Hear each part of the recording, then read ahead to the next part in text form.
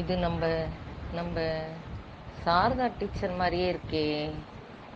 இவங்க நம்ம பால்வாடி டீச்சர் தானே? நம்மளுக்கு 24 வருஷத்துக்கு முன்னாடி இவங்க ஸ்கூலில் தானே நம்மளை எடுத்துகிட்டு போய் முதல் சேர்த்தாங்க. அங்கன்வாடி மையம்னு சொல்லுவாங்களே அதை. காலையில் போன உடனே நல்லா சுவையாக உருண்டை தருவாங்க, இணை உணவு உருண்டை.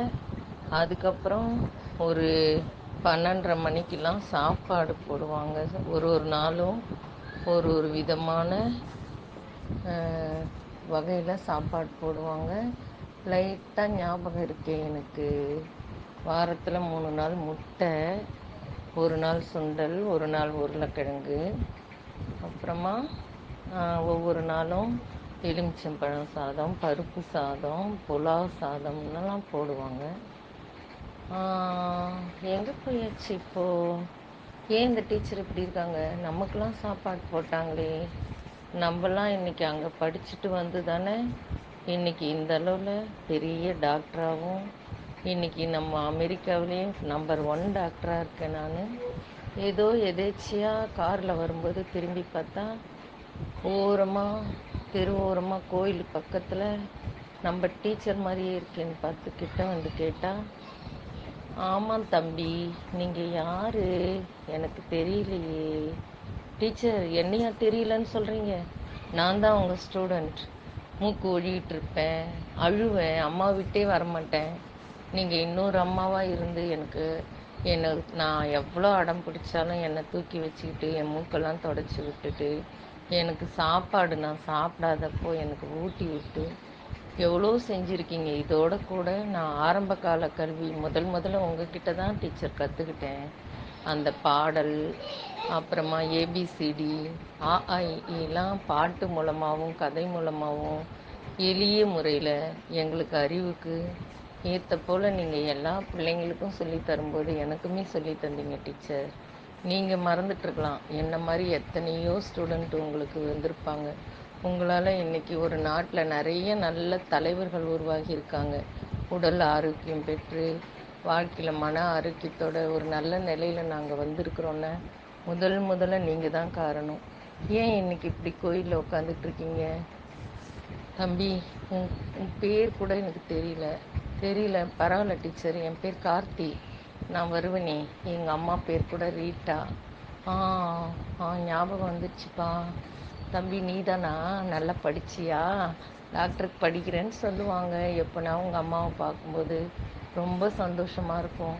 எல்லோரும் நல்லா வரணுன்றது தான் எங்களுடைய ஒரு எண்ணமாகவே இருந்தது. எங்கள் பிள்ளைங்களையோ எங்கள் குடும்பத்தையோ நாங்கள் பார்த்துக்கவே இல்லை.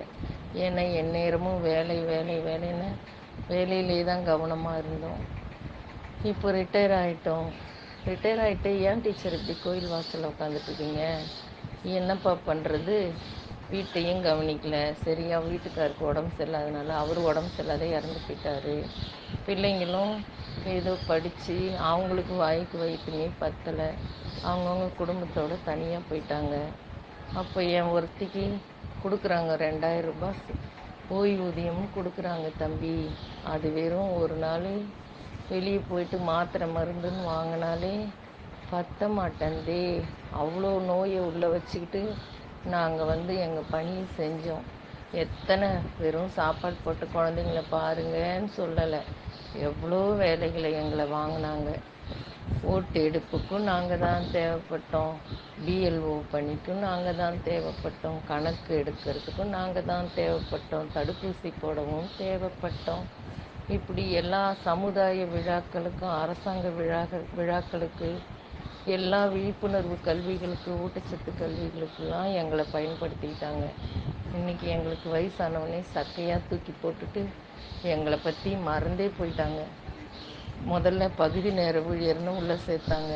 சிறப்பு காலவரை ஊழியர்னு சொல்லிட்டு 24 மணி நேரமும் ஒரு ஃபோனை ஒன்று கொடுத்துட்டு கண்ணை ரெண்டையும் பழுதாக்கிட்டு கண்ணு வேறு எந்த வேலையுமே செய்ய முடியாத அளவுக்கு கழுத்து வலி எலும்பு வலி எல்லாமே சேர்ந்துடுச்சு. என்ன பண்ணுறதுன்னே தெரியல. யாருன்னா அன்னதானம் போடும்போது போயிட்டு ஒரு பொட்டலம் வாங்கிக்குவேன். அதையுமே ஒரு வேளை வச்சுட்டு நைட்டு கொஞ்சம் சாப்பிட்டுக்குவேன். என்னப்பா பண்ணுறது? நீ நல்லா இருக்கியா? போதும். அந்த கடவுள் உன் ரூபமாக நாங்கள் பண்ண புண்ணியங்கள் எங்கள் பிள்ளைங்களை காப்பாற்றட்டும். ஆனால் நாங்கள் ஏணியாகவே தான் இருக்கிறோம். யாராவது ஒருத்தங்க 2 பேராவது எங்கள் நிலைமையை அரசாங்கத்துக்கிட்ட எடுத்துகிட்டு போனால் செஞ்ச சேவைக்கு ஒரு வாழறதுக்கு உண்டான ஒரு ஓய்வூதியத்தை உயர்த்தி கொடுக்கலாம் இல்லையா? ரொம்பலாம் கேட்கல. எம்எல்ஏ மினிஸ்டர் மாதிரி 2 வாட்டி பதவிக்கு வந்தால் 2 வாட்டி பென்ஷன் கேட்குறாங்களே, அந்த மாதிரிலாம் கேட்கலப்பா. நாங்கள் 3 வேளை சாப்பிட்றதுக்கு மாத்திரை மருந்து வாங்கிறதுக்கு தான்ப்பா கேட்குறோம். அந்தந்த விலைவாசிக்கு ஏற்ற மாதிரி டிஏவுடன் கூடிய வெறும் 9,000 தான்ப்பா கேட்குறோம். இவ்வளோ தானே டீச்சர் கேட்குறீங்க? இது கூடவா தரமாட்டுறாரு? ஐயோ, எவ்வளோ திட்டங்கள் ரொம்ப சிறப்பாக பண்ணிகிட்டு இருக்கிறாரு. இலவச பேருந்து, காலை உணவு திட்டம், அப்புறம் பெண்களுக்கான மாத உதவித்தொகை, இப்படி அவருடைய பட்டியல் அடங்கவே இல்லையே. வேற ஏன் அவருடைய கவனத்துக்கு போல? என்னப்பா பண்ணுறது? சாமி வரம் கொடுத்தாலும் பூசாரி கொடுக்க மாட்டேந்தேப்பா. நம்மளுடைய அதிகாரிகள் தான் அரசினுடைய கவனத்துக்கு எங்களுடைய முக்கியத்துவத்தை எடுத்து சொல்லணும். அரசுக்கு எவ்வளோ பிரச்சனைகள் இருக்குது. நம்மளுக்காக அவங்க காத்துட்டு தான் இருக்காங்க. ஆனால் நம்மளை வேலை வாங்க தெரிஞ்ச அதிகாரிங்களுக்கு நம்மளுடைய நிலைமையை எடுத்து சொல்ல தெரியலையேப்பா. அதனால தான்ப்பா நாங்கள் இங்கே இப்படி இருக்கிறோம். சரிப்பா, நீயாவது 4 பேர்கிட்ட சொல்லு. நானாவது இங்கே உக்காந்துட்ருக்கேன். என்னை விட ரொம்ப மோசமாக, ரொம்ப நிராதரவாக, அவங்க உடம்பு அவங்க வேலையை கூட அவங்களால செஞ்சுக்க முடியாத அளவுக்கு ரொம்ப ரொம்ப கஷ்டப்பட்டுட்டு இருக்காங்க. ஏன்னா இந்த வேலைக்கு வரும்போதே கணவனால் கைவிடப்பட்டவங்க, விதவைகள், வறுமை கோட்டுக்குள்ள இருக்கிறவங்க, தாழ்த்தப்பட்டவங்க, இப்படி தான் வேலைக்கே வந்தாங்க. அப்படி இருக்கும்போது தெரிஞ்சே எடுத்துகிட்டு மொத்த வேலையும் வாங்கிட்டு, இவங்களுக்கெல்லாம் யார் இருக்காங்க கேட்குறதுக்கு? இருக்கிற வரைக்கும் நல்லா வேலை வாங்கிக்கலாம் அப்படின்னு வாங்கிட்டு இப்படி எடுத்துகிட்டு போட்டுட்டாங்கப்பா எங்களை. பாருங்கப்பா, என்ன பண்ணுறதுன்னு தெரியல. சரி தம்பி, என் கதை போகட்டும். நீ நல்லா இருப்பா. இந்தாங்கம்மா, டீச்சர் மட்டும் இல்லை, நீங்கள் எனக்கு அம்மா தான். நீங்கள் வாங்க என் கூட எங்கள் வீட்டுக்கு.